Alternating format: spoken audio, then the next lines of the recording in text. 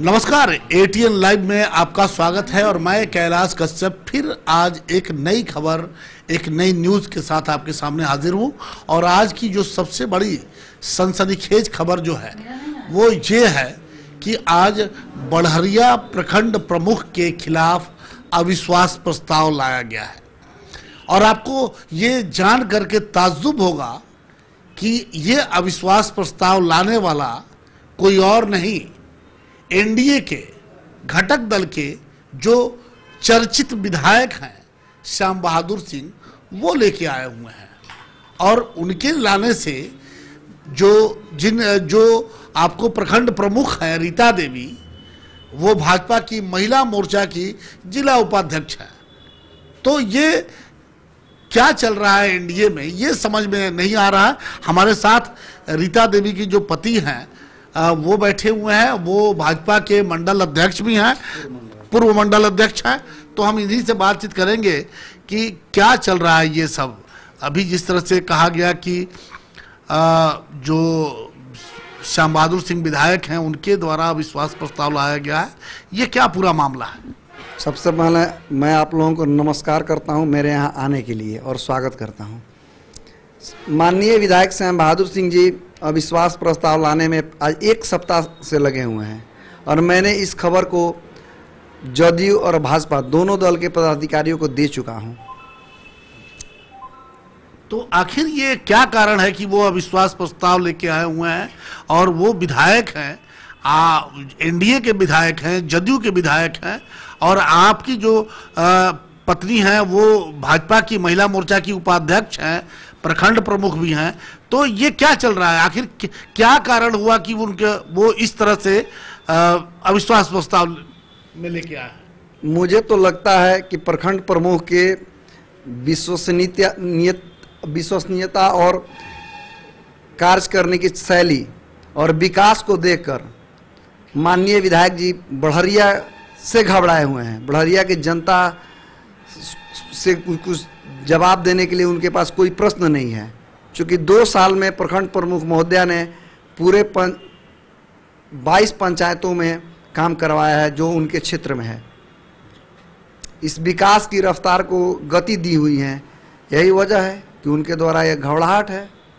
तो एक तो ये घबराहट तब समझ में आती है कि जब वो भी दावेदार हों विधानसभा की, ऐसी कोई बात भी नहीं है।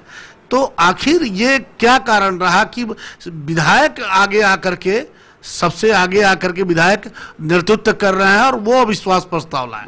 इसके पीछे कोई और कारण है क्या? जी, इसके पीछे कारण है, कुछ पुराना कारण मैं बता रहा हूँ। मैंने एक दिन ऐसे मीडिया के बंधु लोग आ गए, पूछने लगे कि भाई यहाँ आप भी दावेदार हैं। यह चर्चा पूरे विधानसभा में है।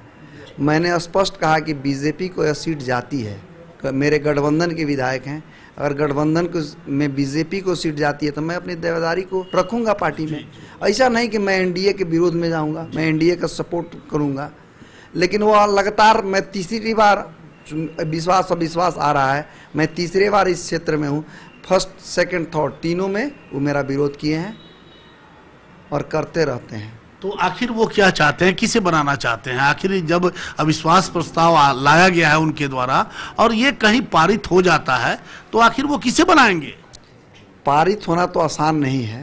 ये हमने एक संभावना जाहिर की है। हाँ, वो अगर अविश्वास प्रस्ताव जो लाया गया है उसमें विशेष वर्ग के वोट पाने के लिए, चूंकि अब मेरे विरोध लाने का कोई ज़्यादा षड्यंत्र नहीं है, वो जानते हैं कि अविश्वास प्रस्ताव पारित नहीं हो पाएगा, लेकिन विशेष वर्ग के वोट को पाने के लिए एक विशेष उम्मीदवार दिए हैं जो यहाँ से राजद की पहले से भी प्रमुख रह चुकी है,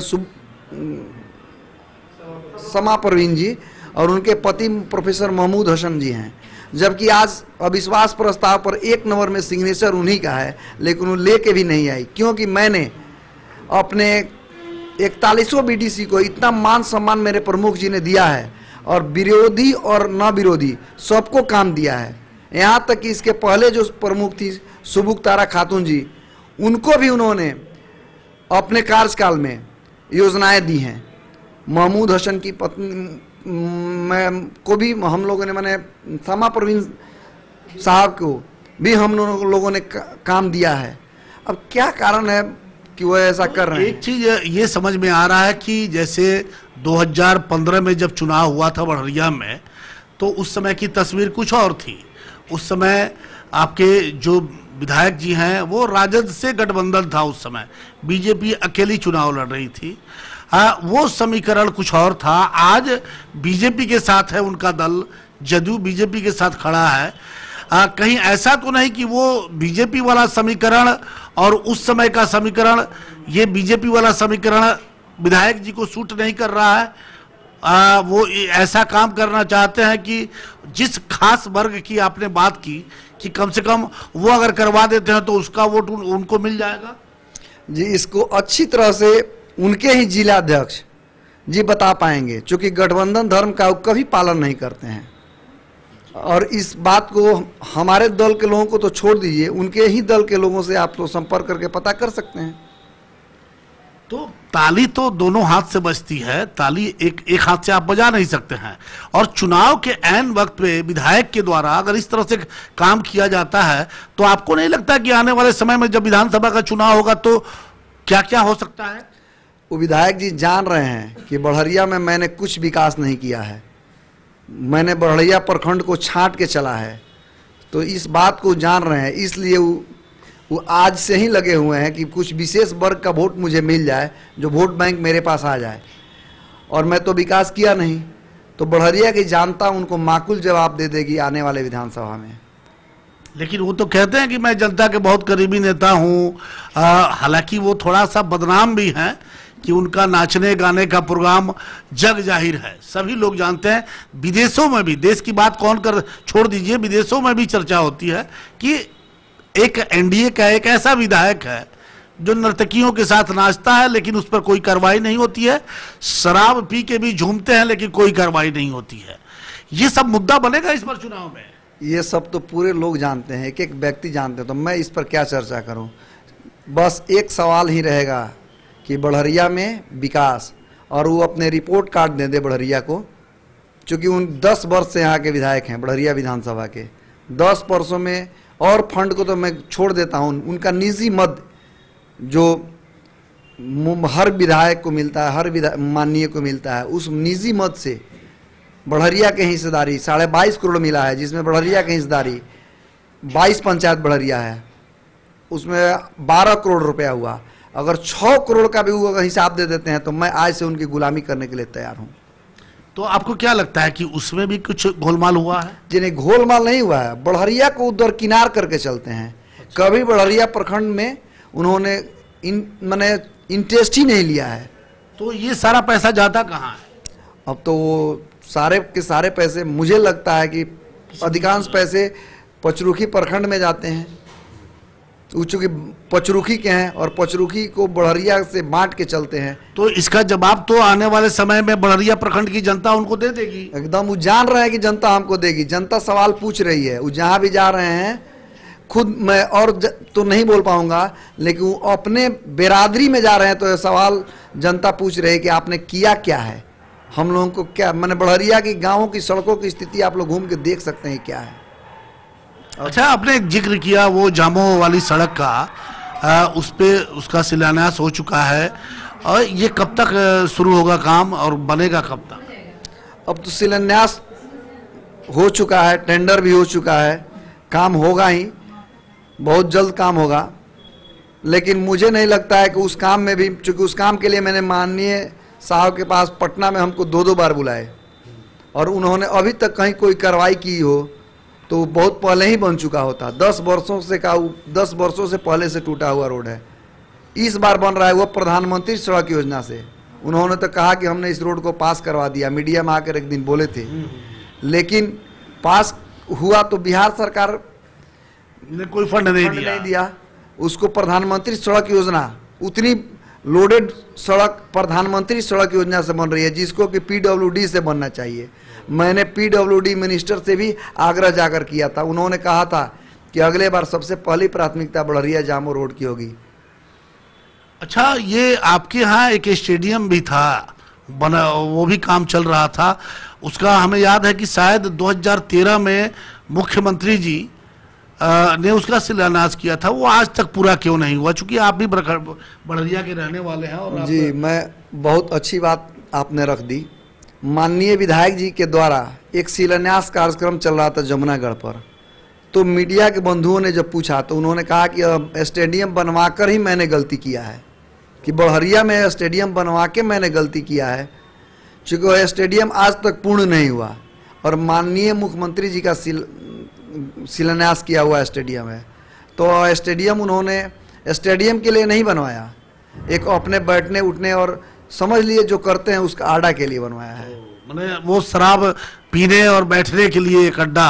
तब तो नीतीश कुमार ने भी गलती कर दिया यहाँ पे शिलान्यास करके, जिस तरह से वो कहते हैं कि नहीं यहाँ हमने गलती कर दिया, तो उसकी नींव तो रखी थी नीतीश कुमार जी ने। तो इसका मतलब कि नीतीश कुमार भी गलत हो गए उनके आगे। मैंने उनके कहने मेरी यह बात नहीं है, उन्होंने मीडिया के सामने आकर बोला है कि मैंने जो स्टेडियम बनवाया है यह बहुत गलत किया है, जबकि आज भी वो स्टेडियम का कार्य पूरा नहीं। आपको लगता है कि यहाँ क्या बड़हरिया में, हमें तो बराबर हम लोग खबरों में देखते हैं कि भाई यहाँ पे क्रिकेट का मैच का अच्छा आयोजन होता है, फुटबॉल का भी यहाँ पे होता है, तो इतने खिलाड़ी हैं और इसमें एक स्टेडियम की जब नींव रखी थी मुख्यमंत्री ने तो बड़ा खुशी का लहर था। लेकिन अब इस तरह से यहाँ के विधायक अगर जवाब दें तो ये तो भाई बड़हरिया के साथ छलने का काम हो गया। बिल्कुल छलने का काम हुआ। 7 वर्षों में हमारे जो भी खिलाड़ी बंधु हैं, यहाँ फुटबॉल के अच्छे मैच होते हैं, क्रिकेट के अच्छे मैच होते हैं, लेकिन प्रखंड मुख्यालय के मैदान में होते हैं। आज स्टेडियम रहता तो वह मैच तो स्टेडियम पे होता। नाम बता दें अपना। मेरा प्रदीप कुमार सिंह, पूर्व मंडल अध्यक्ष बड़हरिया भाजपा।